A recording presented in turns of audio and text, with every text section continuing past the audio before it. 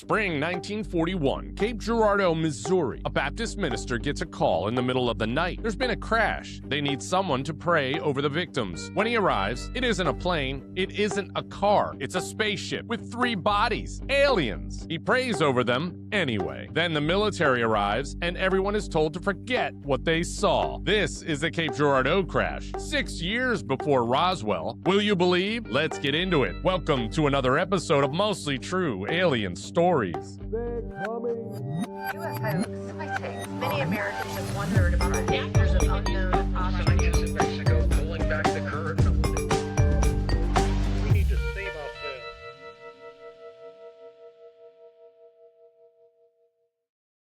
Welcome back to Mostly True Alien Stories. I'm Neil Girandola, and this is the only podcast where we take a true report of an alien encounter from history. We share what we know, then decide whether it's a mostly true alien story or not. Today's case is different from the last few we've covered. If you watch our show, the Belgian UFO wave had radar recordings and a general on the record for 30 years. Falcon Lake had medical records and a preserved shirt.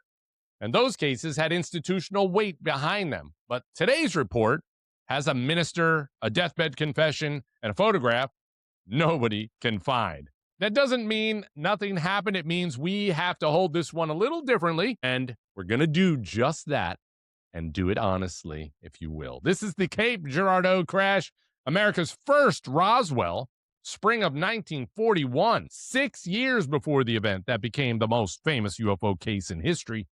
And if the account is true, the U.S. government had already been here before. All right, before we get into it, make sure you hit that subscribe button on whatever channel you're listening through and follow us on Instagram and TikTok at Mostly True Alien Stories. And joining me, as always, it's the skeptic who lands the plane and the believer who wonders if the plane is even real. Let's say hello to Andrew Triana and Lemon G. Hi, Neil. Hey, guys. That's a good one. I like it. That's I you have guys chills doing it. over today's episode. I'm excited. I love this one, especially since it happened before Roswell. All right, let's get into it. This report takes place in April of 1941. America is not yet in the war. Pearl Harbor's 8 months away.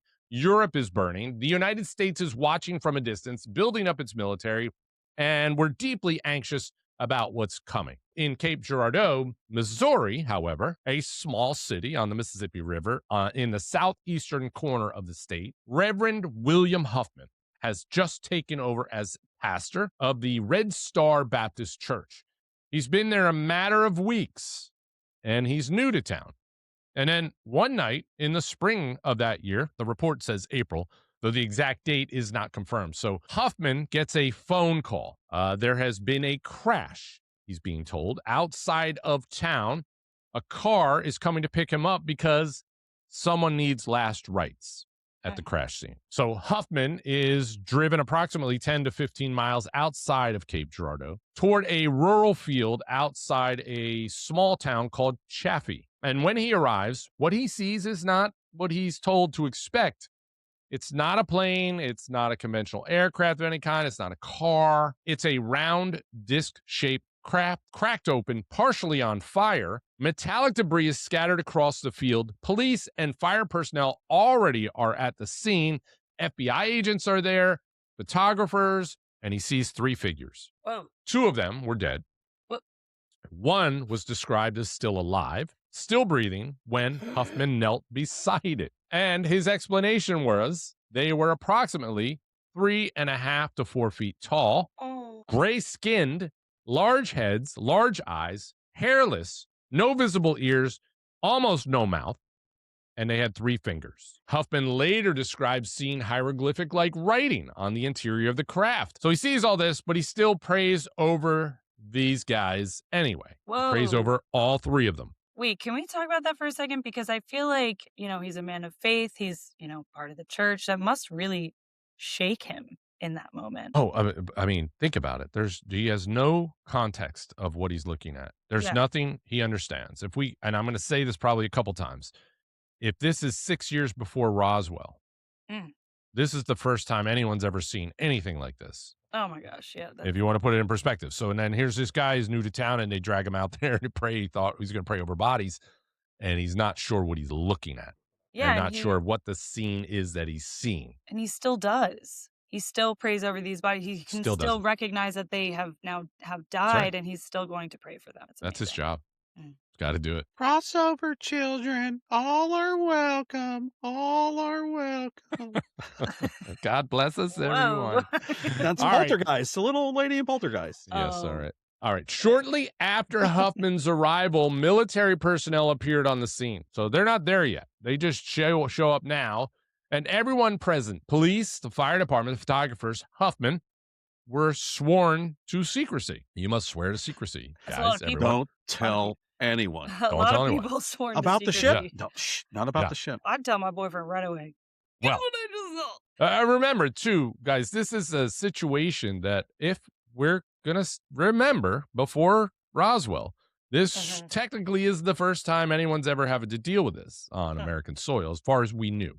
All right, Right. so all physical evidence was removed. The craft, the debris, the bodies, all of it was just taken to where we don't know. So when Huffman returns home, well, what does he do? He tells his wife immediately about the whole thing. So to his wife, Floyd, she, you're sworn to secrecy. I guess he's gonna. That's exactly what I'm going to do. And that's where the story stayed. He gets home, he told his wife, and that's it. It stayed inside his family for decades. So Reverend Huffman, then he dies years later without ever speaking publicly about what he saw. But Floyd, his wife, she carries the account with her. And in 1984, as she was lay dying of cancer, she then tells her granddaughter, Charlotte Mann, the full story. And everything her husband had described when he came home that night in 1941 is what she told him. So Charlotte held the account for another 7 years. And then in 1991, she wrote a letter to UFO researcher Leo Stringfield, who published it in his newsletter. And that letter became the foundation of every subsequent account of the Cape Girardeau crash, probably where we're getting that report from as well. There is one more piece. So Charlotte Mann reported that her father, Guy Huffman, had a photograph. I don't know why she said he had a photograph, but a photograph of one of the alien bodies he had taken at the crash site. Whoa. The guy showed the photograph to at least one person during his time, a photographer friend named Walter Wayne Fisk. And Fisk was later contacted by researcher Stanton Friedman, one of the most serious figures in UFO investigations. But he refused to discuss what he had seen. So the photograph has never been produced, and its current location, if it still exists, is unknown. All right, so let's talk about what is corroborated here. Church records confirm Huffman's employment at Red Star Baptist Church during the relevant period. His presence in Cape Girardeau in spring 1941 is documented. Charlotte Mann's sister provided a notarized sworn affidavit confirming the family account. So we can take that for what it is. It's an affidavit. The brother of the Cape Girardeau County Sheriff in 1941, Clarence R. Shade, confirmed hearing about a crash involving what he described as a spaceship with little people, though he had limited details. So I don't know how much we can lean into that one. And then fire department records from the period do confirm an incident on the relevant date and note that military personnel did arrive and removed evidence from the scene. So that's confirmed. What has never been produced, the photograph, or any military document confirming a retrieval, or any testimony from someone who was at the crash site directly rather than through family accounts. All right. So if the Cape Girardeau count is accurate, it means the United States government was recovering crashed non-human craft and bodies 6 years before Roswell, before the modern UFO era began, That's crazy. before even the public conversation existed about aliens, before there was any cultural framework for this kind of story. So I think that matters because Roswell is usually treated as the beginning. If Cape Girardeau is real, Roswell was not the beginning. It was a repeat. And a government that had already done this once in 1941 had 6 years of practice at making things disappear by 1947. The other thing that matters is Reverend Huffman was not a UFO believer. He was a Baptist minister in 1941, Missouri. There was no cultural script for what he saw. The description he gave, hieroglyphic writing, 3-fingered gray beans, a disc-shaped craft, That all predates the entire gray alien narrative in American culture by decades. So he wasn't borrowing this from any template because there was no template that he could grab. This is either the most compelling argument for the case or it makes the story impossible to verify because everything that would make it checkable happened before anyone was looking. All right, that's my report as I have it. I'm now going to hand it over to Andrew, who's probably going to fill in some details for us and paint a different picture. And then after he's done, the three of us are going to weigh in on whether we think this is a mostly true alien story or not. Andrew, can't wait to hear what you say. What do you got? Okay. 1940s, Missouri. Small churches in the 40s, they didn't really preserve records that well. Think about it. So if we go to this church looking for some sort of document or something that he wrote down, chances are we're not going to find it. Well, wait a minute. Why do you say, is that your own assumption? No, or is that, are you finding details I'm finding details about that. The church is, dude, it's 1940. I mean, what are they going to be like? I don't know.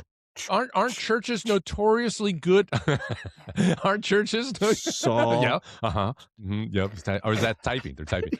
Aren't churches notoriously good at keeping records? Don't they? They know how much you paid in the dish. They know how many times you come to church. Do they? They write down everybody's names. Do they really? Do they really? When you think about it, I mean, how much embezzlement has happened from churches? So we're going to say they don't really keep records. That's why they keep records. They choose what records they keep, but they are. I will say, I interact a lot with churches actually. With the work that I do with the Lord, with our cemetery tours, they have records all the way back to the 1700s, but they choose what they want to keep in. So to Andrew's point, the encounter with aliens don't know if that's going to be good point. First of all, why would the church have a report of that anyway? Do you think he writes down who he prayed for? Think about it. He a lot of pastors and things keep journals or diaries. Yeah. Right. Yeah. No diary or journal was found. Okay. Ever. Okay. So may have been wiped, may have been taken, maybe burned. Something. And listen, I think if you're a minister and the government says you're sworn to secrecy, don't tell anybody. Would he write it down? He came home and told his wife. And that's it. Maybe he didn't write it down. Then she's got like impeccable memory to remember everything detailed. So all right, well, he had to have written it down. I hear you. I'm going to say he did write it down. Somebody read it. Okay. He had to. Surely she said, Bill, write this down. You expect me to remember all this? After our evening prayers, you go write that down. So no personal, there's nothing. Okay. All right. So you didn't find him anything written by him or no records of it within the church. I'd be interested to know if there are any records from that church that date back while he was there. There wasn't even like a pastoral note. There was no note talking about a crash that he went to. Okay. There was no note talking about bodies. Okay. There was no late night emergency call that was recorded in the church. Yeah, you think he would write that down? Okay, he would have written it down. Come on, I think so too. Yeah. Right, because he's going to an accident site. But he's new to the church. Maybe he didn't know the. Well, that even gives him more credit to do it. Yeah, that's true. I got to keep record of everything, dude. They're going to be looking at me. Okay. That last church, I took all that money out of the collection plate. And, oh, sorry, I can't write that down. I can't write that down. Okay, all right. So Bill screwed up. Bill screwed up. He didn't. Okay, so in the area around there, if there were bodies, right? If there was a crash, there was no records kept at funeral homes about victims' burials or nothing identified about a crash. So no funeral services. Well, they wouldn't have that at funeral because there wouldn't have been a funeral service for the aliens. Well, I'm just saying that, so no morgue people were called. Imagine all their friends, the alien friends that showed up for their funeral. Or it's just all people. It's just all humans. It was the first alien funeral. Right. All right, so I wouldn't suspect there would be any records of a funeral. So that actually adds to the validity of this case because there wouldn't be any if someone died around that time and 3 people, we would be big news, right? So the fact that there wasn't a funeral or any records of it, that means maybe they were aliens and they were taken by the government. Right. Okay. So we're going to go back to time. We're going to document some of the time that you were talking about and things that happened. So this is one chain of testimony of this case. 1984, Huffman's widow supposedly, and I'm going to use the word supposedly, told her granddaughter, Charlotte Mann, the story. You're debunking. I'm just telling you, you're debunking already. Then in 1991, Mann wrote the researcher. I'm just trying to fill in all these facts, right? So, I know. I got so you. Yeah. the event didn't become known until 50 years. Yeah. 50 years From her, from the dying mother from cancer. From anybody in the family. Yeah, right. From anyone. She's sharing it with her daughter. Right. It's actually 50 years when the granddaughter sends the letter.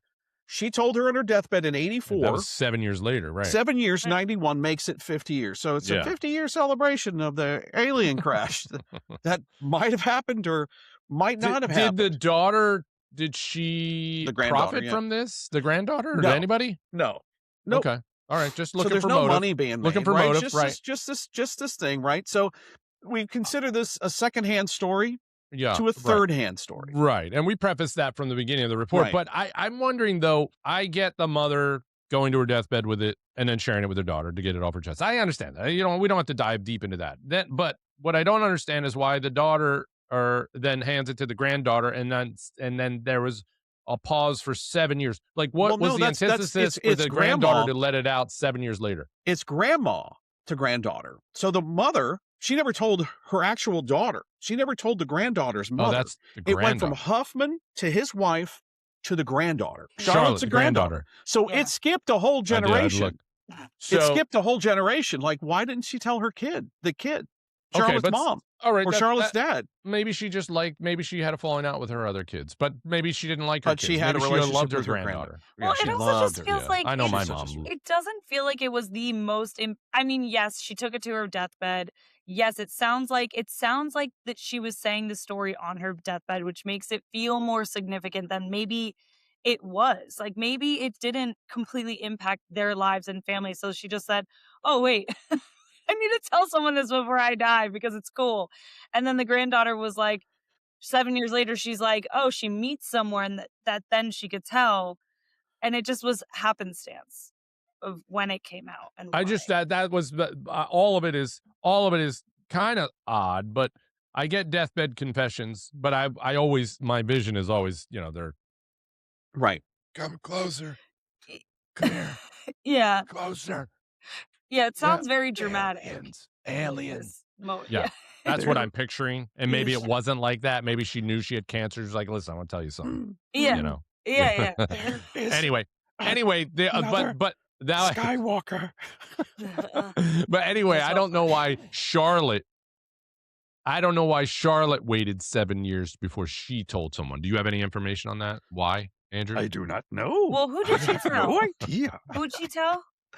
She wrote a letter. She wrote a letter to Leo Stringfield. To Leonard Stringfield, yeah. Like, it could have been that she was at a party with her friends. He published it in his newsletter. And she told her friends, and they said, oh my God, you should tell somebody this. And then they told her who to tell. Like, I feel like I wouldn't know. How old was Charlotte? I don't know how old Charlotte was when she wrote the letter. Lemon, can you find out how old Charlotte Mann, M-A-N-N, was? Can we recreate the scene with Lemon's Floyd Huffman? With Lemon's influence? Yeah. Hey, Charlotte. I'm having fun tonight. Yeah, me too. Guys. Yeah. Oh, you know what? What? My grandfather? Yeah.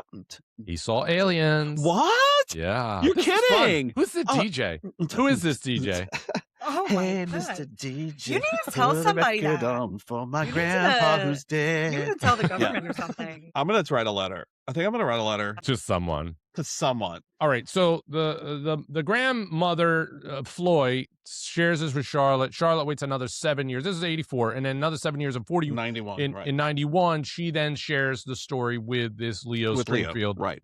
Who published it in his newsletter. So then, okay. And so the photo was there, but we already talked about that. No one's ever seen the photo, but there actually have been, and I'd love to see if anybody, I didn't get a chance to look this up, but if they're drawings, they're supposedly drawings of what was in the photograph. Oh, okay. She was around 8 or 10 years old when she heard the account.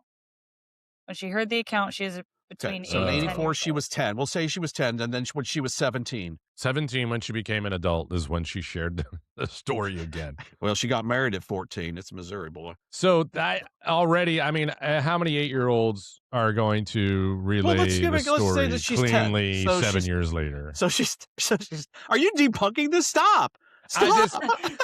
So that was disappointing for me to find out. I would have loved it if she was 17 at the time. And then 24 when she wrote the letter. No, my first ghost story came but now when she's I was 8. She's like, just got out of fucking... She just learned to walk. Oh, She no. has the story of aliens. No, I was Did I like 10 tell or you, 11 when I heard my Grandma? first ghost story, and I remember it very well. I remember who told me. You think and you I heard the remember it. story. Yeah, I you think do. you I'll remember it tell how you- you want to remember it. I guess. Well, we can Okay. actually figure this out at the end because you know the person that told me. All right. So here are some things. Okay.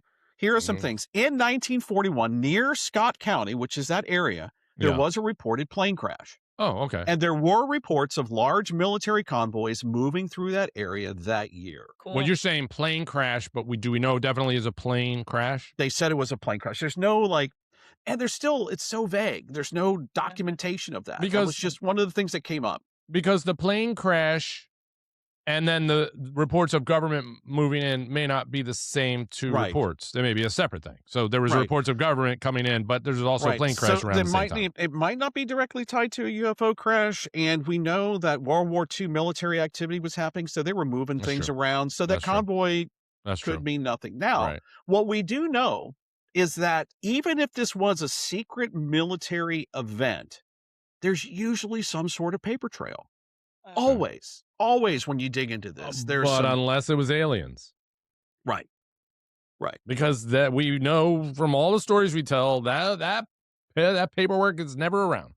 Doesn't exist. Right. So some of the rumors or conspiracies are there were secret presidential memos that were being passed around, although nobody has seen this, but there's been whispers in the background, debris from the crash is actually stored in some government facility. Maybe that was when they took it. Maybe that's the first ship that went to Roswell, Maybe. but Yeah. there's no authenticated documents have been produced. Mhm. So these claims remain unverified. And it's just speculation at this point. Okay. We have to talk about the ifs in this. If the crash actually happened, if it was Yeah. a military, if it was a UFO, that means With that our 3 dead military, aliens. that means that our military would already know about aliens surveilling us, which is kind of freaky, right? Interesting. That's interesting to think about. Yeah. And then that would give them time to change how they would handle Roswell.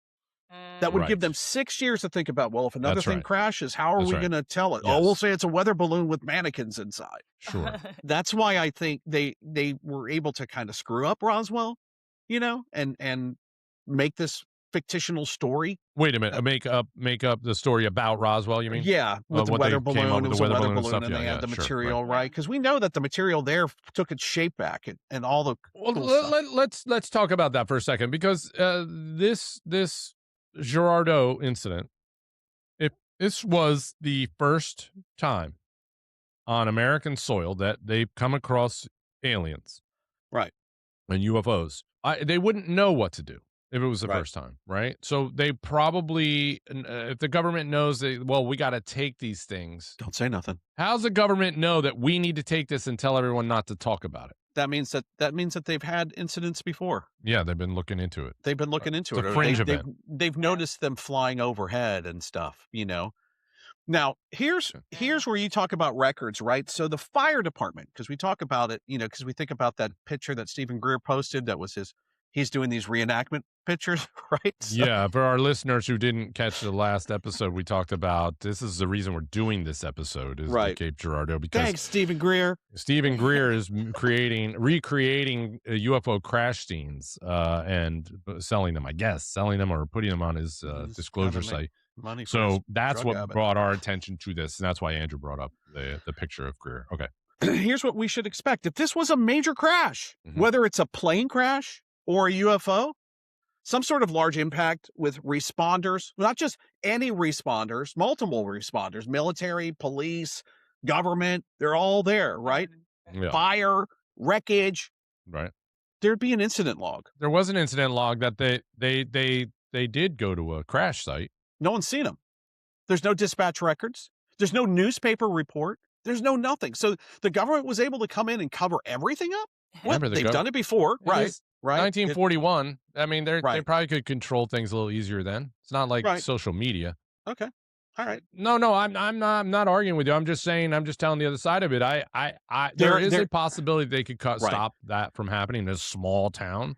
There is no documented fire response tied to the crash in April of 1941. Okay. None. Because my report says Zero. there is a report that the fireman went to a call. Well, I talked to a fireman. You did. Yeah, on his deathbed. He was on his Oh. deathbed. I got through. Wow. I got through. They're Oh. like, we got to let the guy through his mostly true alien What did he stories. say to you? He said, there is another Skywalker. Leia's my sister? Ah, we kissed. Sorry, for those of you who haven't seen Star Wars, yes, Luke and Leia are brother and sister, in case anyone out there listening, just to let them know. All right, so even in these small towns that we've covered reports before, there's always something that appeared in the newspaper. Always something that appeared in the newspaper. That's a good point. And then it's later debunked. Debunked. No, it wasn't that. It was this. Right? So we never heard any of that stuff, right? Especially if it's a crash with a fire in a small town. Yeah, but it wasn't it was a very rural area in a very small town, Shafi. Getting a reporter out there, I don't know. I guess it's probably more likely that there was probably a lot of reporters around. So remember, there was no EMTs at that time, right? It would have been a firefighter. We didn't have EMTs in the 40s. No firefighters? No, like, Captain Remember, Fred they were Johnson. told to keep quiet. Come on. People were loyal after then. all this time. And even after the letter came out, someone would have said something. It's highly impossible that no one else saw this event. Lemon, how old was Floy Huffman when she died? Floy Huffman, 73. She was 73, so she's not that old. But she had cancer. So she wasn't that old. And that was 84. Right. So, yeah, you're right. Somebody should have come out. She died in 1987. I have that. Oh, wow. But she told the kid on her deathbed in 84. That's she just had cancer. She was dying maybe of cancer. She was just laying there. Yeah. Yeah. Maybe she was just laying there dying of cancer for 3 years. And for 3 years, they're like, Grandma, I'm still here. They're approaching the bed with the pillow. Yeah, I'm not dead yet. I'm still here. Hey, we just bring you another pillow, Grandma. No, we were just Thank you. checking. Put it up behind my head, please. Could you get me some more of that soup? I'm still here, y'all. I'm still here. What's your deathbed story going to be, Andrew? I want to have a good deathbed story. I want to be like... Oh, you're not going to tell the story? Oh, you have no, nothing? there will be no story. You never They'll get have to to it. make one up. Tell my story. That's what I'll say. Tell my story. Tell my story to everyone. And we go, okay, what is it? Andrew. Damn it. He had a story. I'm still to here. tell. Hey, guys. Oh, Not dead yet. Hey, God. Not dead. Yeah. Okay. So The deathbed stories you have to I think we should write a book called Deathbed Stories. It's a good And one. they're just a UFO.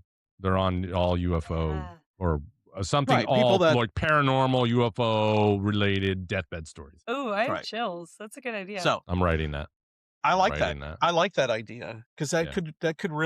could be kind of creepy and kind of cool, but kind of Yeah. fun at the same time. Yes. On their deathbed, this is the story that Floy Huffman told. I remember I went out to the place and he said there was a Yeah. awful crash, bodies everywhere. Okay, Floy. And Yes. Okay. there was a ship, 3 little alien people, What? three little fellas. It's a great story, Floy. 2 were dead. Grandma. The 2 were dead, and I, Oh, she didn't finish it. Oh my She didn't God. finish the story. sorry, I just had to go. Oh. pee. All right, what else? No. What else do you have?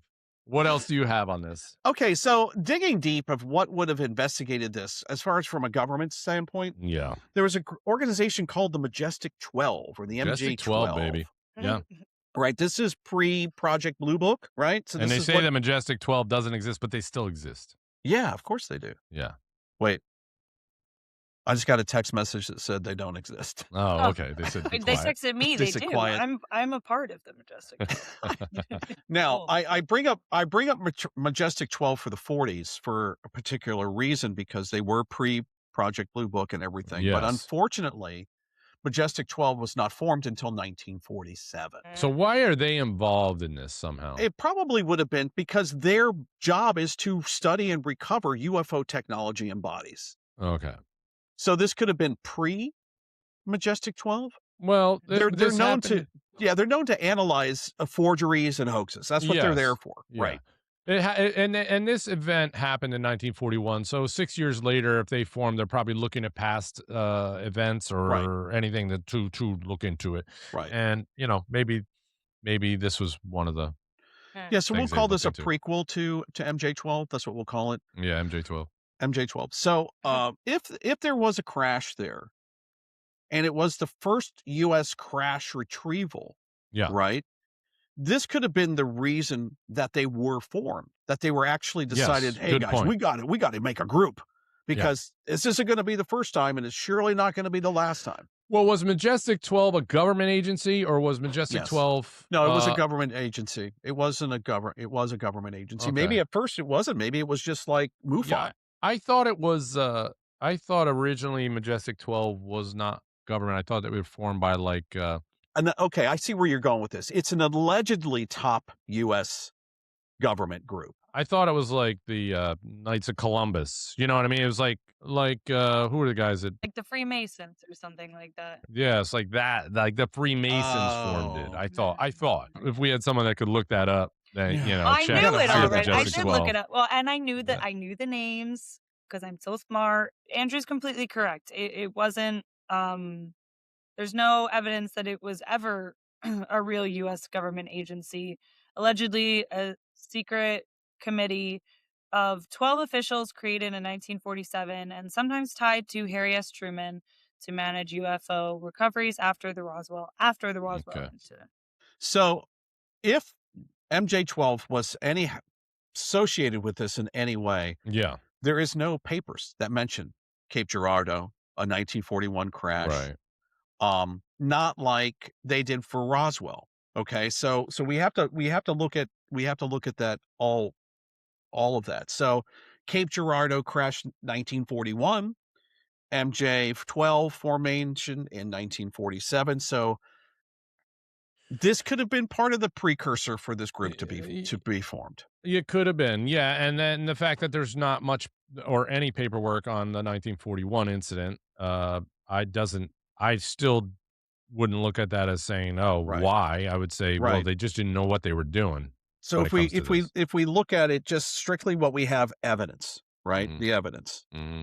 We're going to say the claim is that the Cape Girardeau crash happened, but there is no primary evidence. Right. MJ-12 existed, but all their documents have been we're going to say they've been disputed in some way or another, right? Yeah. And if they did handle the 41 crash, there's no documentation at all. Okay. And we always know there's some sort of paper trail. Always. Something. Yeah. Right. Sure. But maybe it was one of those things where they thought because it was the first time it happened, they're like, we need to keep all of this under wraps. No paper trail, nothing. So then this falls into what they call UFO folklore. If nobody talks about it, then it never happened. Yeah. I just want to know then, how does it hold? How did it get out there? How did it just hold weight? How did it continue to evolve into something that we're talking about today? Right. That's what Because if it didn't have any weight to it, why is it still alive? Well, you've got the letter, right? You've got a letter from a dying person, right? Yeah. That was transcribed as they were dying. Tell me more, Grandma. To an 8-year-old. Possibly a 10-year-old. Maybe a 10-year-old. She's 10. Maybe a 10-year-old. But then even so, then another 7 years, she's at a party. Am I getting boobies, Grandma? Shh. Listen to my story. It's a boy I like. I like this boy. His name is Charlie. He's really sweet. Shh. Listen to me. Focus. That's Focus, where I got. damn it. That's where it gets a little disappointing to me, is that as she's like 6 years old, and she takes this story, and 7 years later she tells it. But anyway, okay. So I hear what you're saying. Okay, anything else? Not really. I mean, it's all speculation. It's all like from this. Remember, everything about this event is based on the freaking letter.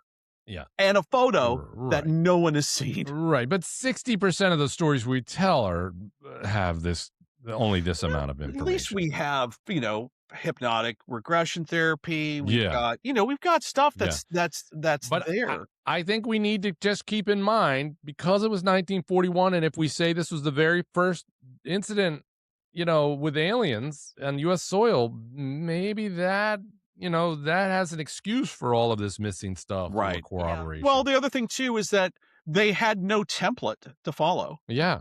Right. No idea. And it's also don't some stories come from? I mean, secretive time. Like, people are keeping, they keep things close to their chest a lot more at that time, I feel, within the household and things like that. Right. So was there secret cover-up or witness intimidation? Did that happen? Don't tell anybody. I mean, yeah, I don't think there was intimidation at the time, but I think there was urgency. And I think that, anybody that's maybe working for the government at that time that was sent to that site, they realize that, they know their job. right. They know what to Mhm. do. They're very aware at this point. If they see 3 aliens laying here in a spaceship buried in the ground and fire and all this, you're immediately, if you have your wits about, you're going to go, Right. we got to keep this quiet. Mhm. Right. Mhm. Now, This will freak people out. Here's the thing. Grandpa couldn't have been influenced by any UFO stories because there really were no stories. Right. Yeah. So there's some credibility no there with template. that, right? There was Yeah. no template. So we can say that the account could be genuine, that it really did happen. The But only thing on the other side of that too, Right. Andrew, well, not to your point, but we could think about it the other way. If this is the first time anybody's ever seen anything like this, there's no way I'm being quiet. right. I'm calling the press. I'm talking to everybody. I'm going out there. It's going to be Yep. crazy. I'm going to tell my wife. I'm telling the neighbors. I'm calling the other churches. I'm going to tell my parishioners. Right. The fact that Floyd never told her kids, Bill never talked to anybody about this, to his family Guy. about it. I called him Bill. It's Guy. Guy. Yeah. Okay. That's all right. Not So Bill. We can call him Bill. we'll call him Bill. Might as well. So, Yeah. and then we have to think about is memory contamination in this whole thing. From an 8-year-old. This is a story being passed down. From an being 8-year-old. passed- From From an an 8-year-old. 8-year-old. I mean, think about the game of telephone when you used to play telephone in elementary school. Yeah. Yeah. Emma is dumb, right? And then they'd Yeah. pass it around, and Yeah. by the time it got there, it'd Lemon be, is stupid. Hey. she's That's what I putrid. heard. Emma's the best. Right. That's what I heard. All So right. it's a big game of telephone. All right. All good stuff. Anything else? Anything else you need to add before we weigh in? Just to say that the only source for this story is Charlotte Mann. Who was an 8-year-old at the time. The only Yes. source. That's Possibly 10. powerful, Andrew. That's Possibly powerful. 10. Yeah. She's the only source. And Okay. she's not even a witness. She's third storyteller. Yeah, right. And you don't know. We don't know how exaggerated Leo Stringfield got with it. Right. Who she handed the letter to, And the and photo. who 'cause published it in his newsletter. He had the photo, right? Didn't she send him the photo? I thought. Yes. I don't know that part of it. So Yeah. It was Guy Huffman definitely had a photograph, is what they say in the report. But who had the he brought a camera with him to Last Rites? Yeah. I mean, how did that photo, where'd Yeah. that photo come from? His And ass? I love how they don't, what's so interesting is that he was a Baptist minister. Yet every story that I read said he went there to give last rites, and that's a Catholic thing. That's not a Baptist thing. Oh, interesting. Well, still give Last Rites. Doesn't everybody give Last Rites? Every denomination gives Last Rites. But no, the last rites is a ritual that's done in the Catholic Church. They bring the oil, there's certain prayers that they do. Lemon, look up if Baptists It's legit. give Last Rites. The difference between Baptist ministers and 1941. Catholic ministers in giving last rites. Yeah. It's a Right. sacrament. Remember that. The church Yes, has true. sacraments. Right. Last rites is a sacrament. It is not a sacrament in the Baptist church. Okay. He just went to pray with them. But every story that I found on this, they were like, he went to give last rites. And I'm like, he's Baptist. It says no. They do not perform last rites. The Catholic Church does. But that's how it was reported. Yes. So we reported it correctly. In 1941, In did they do it? 1941. No. Yeah, and then No, nothing changed. They wouldn't have done it in 41. Okay. So All right. Well, that's all great information. I actually love this story. I liked think it's a lot of fun. I love just thinking about the origins of it and how it grew and how it was passed on. And the whole incident is really cool. All right. I'm going to hand it over to Lemon. Lemon, do you think that this is a mostly true alien story or not? I'm struggling with this one. I love it because I think it's more relatable to stories that we have. To me, like if my grandparents told me this story, I would remember it forever. I would, would I tell everyone? Yes. What's hard for me is that it doesn't seem like there's anyone else. This sounds like there were so many people at that crash site. We don't have any other reports from anyone else. And that to me, even just whispers, and that to me is very strange. We only have the one minister, and not even him. Now we have the granddaughter. So I hate to say it, but I'm going to say no. I hate that I have to say that. Okay. I'm going to say no, though. All right. Lemon says it is not a mostly true alien story. I can't blame you. Now I'm going to hand it over to Andrew. Andrew, do you think that this is a mostly true alien story or not? No, with all the evidence that I was able to find on this thing and basing it on hearsay and basing it on a letter written from that was transcribed from a grandma on her deathbed, and it took her 3 years to frickin' die. No, absolutely not. This is a hearsay story. This is just made up. And by 1984, grandma could have watched a lot of different shows and all kinds of stuff. Right. That's what I'm looking at it from a historical standpoint. The fact that Roswell happened in 47, 6 years later. Yeah. That should have sparked the Reverend to come forward with the story then. That's a great point. That's a very good That's point. a great point. Yeah. Very good. So- All right. Andrew and Lemon both say this is not a mostly true alien story. Now it's my turn to weigh in. I think the evidence chain for Cape Girardeau is obviously thin.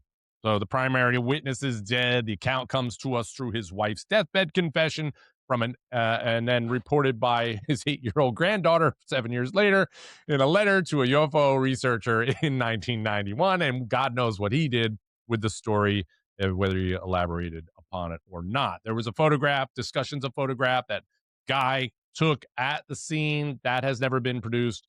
The Majestic 12 documents, I don't know. We didn't really get any details from Majestic 12 so much on that. They may have looked into it, but I don't know. What can be dismissed, I think, is Guy had no reason to fabricate this story.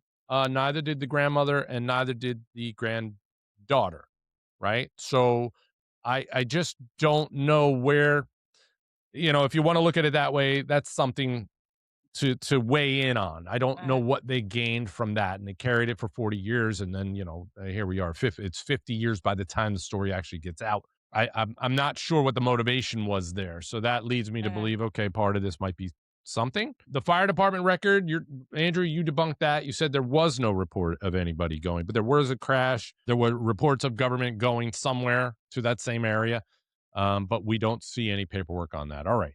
There was a notarized affidavit from Charlotte's sister. We can't forget that. And It says the what? My sheriff- sister wrote this letter. Yeah, I know. And then the sheriff's brother's recollection. Remember, Little Green Men. There was something that he went to that talk about Little Green Men. But again, that's all I hearsay. forgot But about that. Sheriff's brother. Sheriff's brother. That totally Yeah, sheriff's brother. what I said. He said he told me that he saw some stuff.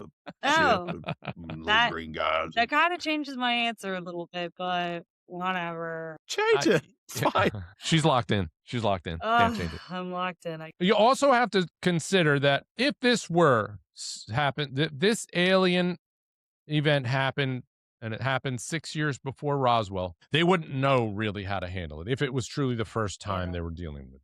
So that could eliminate paper trail and all that. All right. So with all of that in mind, I think this is a mostly true alien story.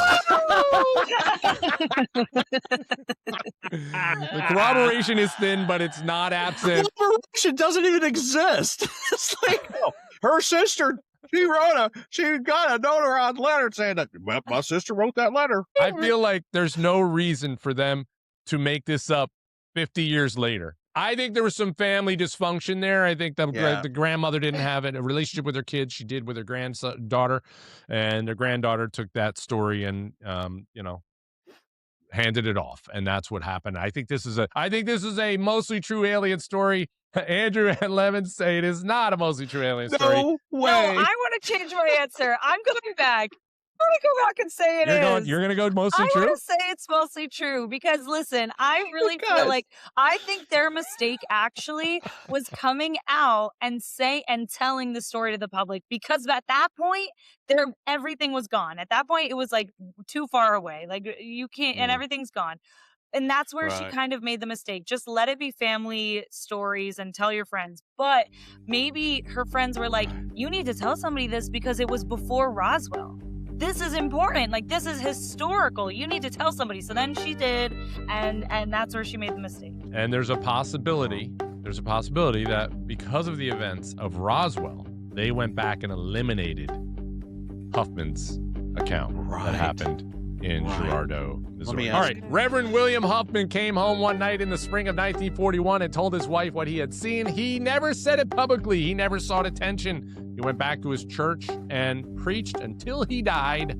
His wife carried the account to her own deathbed. Then she gave it to her 8-year-old granddaughter. Then her granddaughter gave it to a researcher, and 40 years after the crash, the story finally had somewhere to go. Photograph is still out there somewhere, or it isn't. All right, if you have thoughts or a story you want us to investigate, drop it in the comments and subscribe and share the show and follow us on TikTok and Instagram at Mostly True Alien Stories. Thanks for tuning in. We'll see you on the next episode. Until then, kind to the aliens when they get here. Nice job, Andrew Lemon. Nice job. Thanks, Neil. Bye. See you guys. UFO sightings. Many Americans have wondered about our dangers